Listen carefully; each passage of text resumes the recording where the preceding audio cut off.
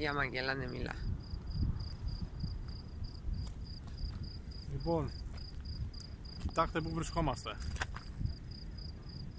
Τουρκμένισταν, Hell of Gates, Νταβάρτζα. Κρατήρας με φυσικό αέριο που καίει εδώ και 50 χρόνια. Απίστευτο, κι όμως ναι. Εντυπωσιακό τη νύχτα φυσικά. Απολαύστε. Για πες, τι ώρα φτάσαμε?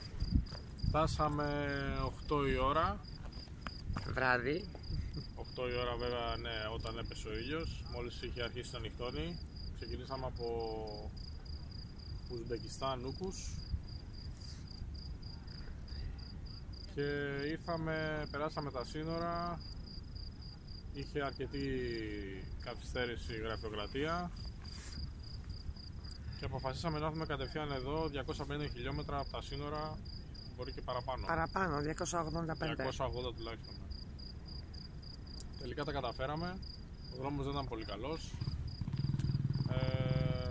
Πιστεύαμε ότι δεν θα βγει. Βγήκε όμως. Εγώ πιστεύω ότι να βγει, περίμενε. Εγώ δεν πίστευα.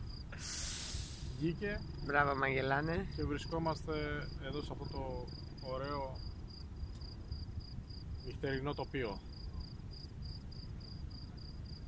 Είναι ωραία. Μια χαρά.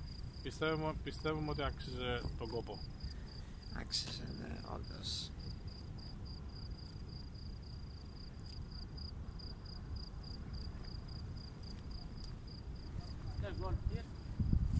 Sorry?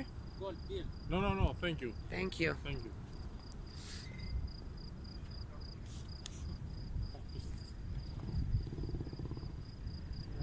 Λίγο παγωτά. Ναι.